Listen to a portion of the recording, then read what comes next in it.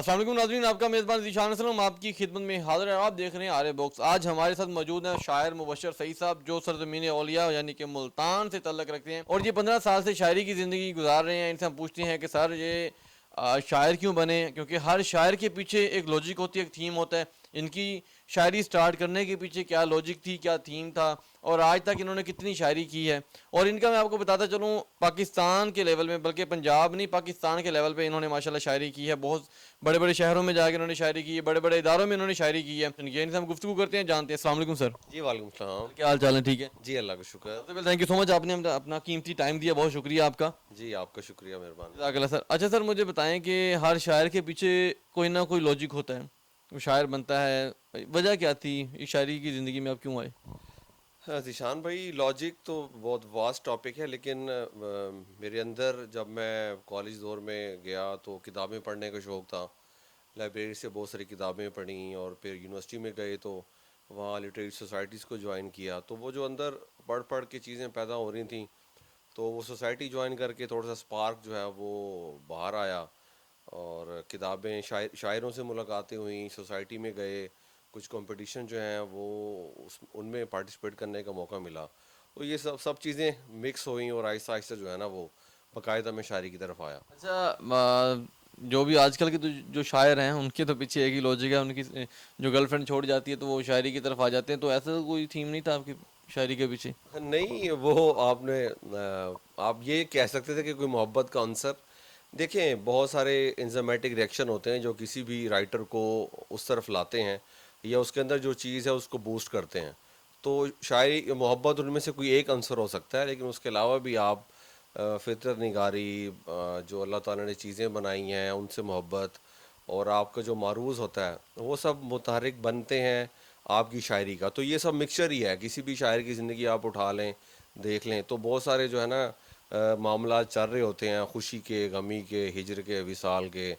इसी तरह उसके अंदर जो एक दुनिया उसने बसाई हुई है उसके, तो वो सब मिलके किसी भी तख्लीकार को तख्लीकार बनाते हैं। अच्छा सर, आज तक माशाल्लाह कितनी बुक्स आपने लिख ली हैं? मेरा एक शेरी मजमूआ 2016 में छपा था, ख्वाबगाह में रेत के नाम से। फिर उसका दूसरा एडिशन 2018 में छपा था, और अब दूसरी किताब मेरी ख्वाब सरा के भेद, वो छपने वाली है, प्रेस में है, इंशाल्लाह 1 महीने तक आ जाएगी। चलें, बहुत शुक्रिया। अच्छा सर, कोई ऐसा शेर जो सबसे पसंद हो आपको, जो आप कहेंगे इस शेर में मेरी जान है, वो कोई कोई ऐसा एक शेर?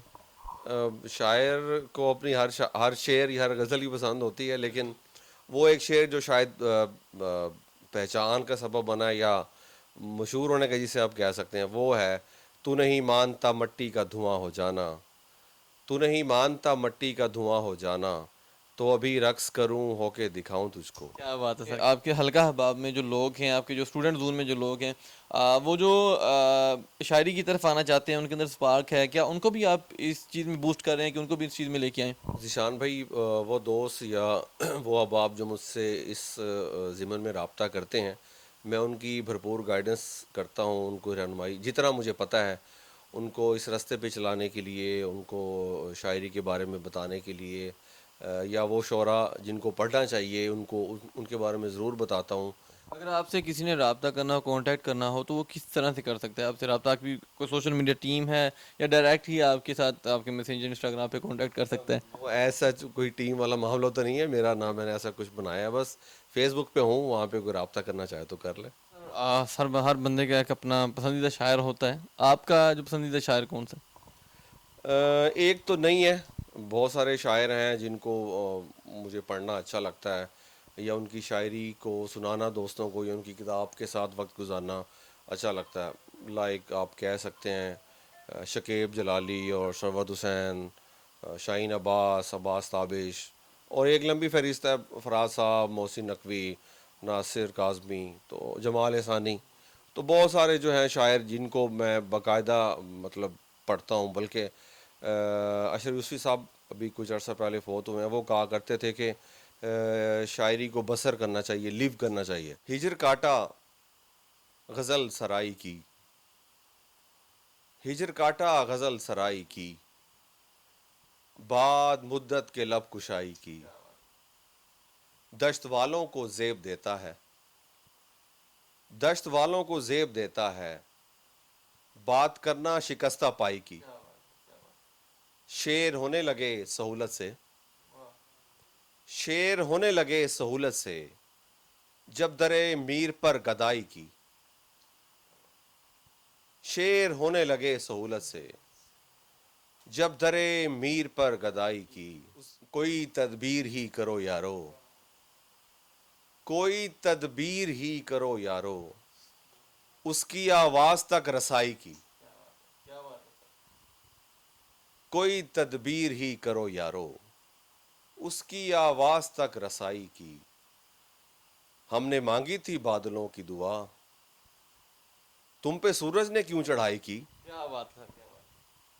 और चाय खानों की टेबलों पे सईद, चाय खानों की टेबलों पे सईद, भाप फैली है नारसाई की। वाह क्या बात सर, क्या बात है। हालत हाल की नई तस्वीर, हालत हाल की नई तस्वीर, वाह क्या बात। मैंने देखी है आपकी तस्वीर। वो मुसव्विर के बस का काम नहीं, जो बनाती है। वो मुसव्विर के बस का काम नहीं, जो बनाती है शायरी तस्वीर।